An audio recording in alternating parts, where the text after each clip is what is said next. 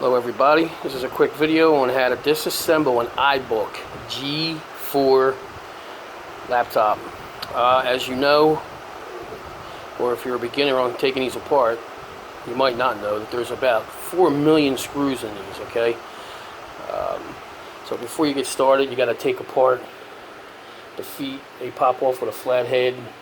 You got 3 Torx screws, a couple screws inside, and I'll tell you, it takes you 5 hours to break off the plastic. And you got this shield, you got the motherboard, you got this, you got that. I'm going to tell you something. The quickest way to break apart an iBook is with this. Okay?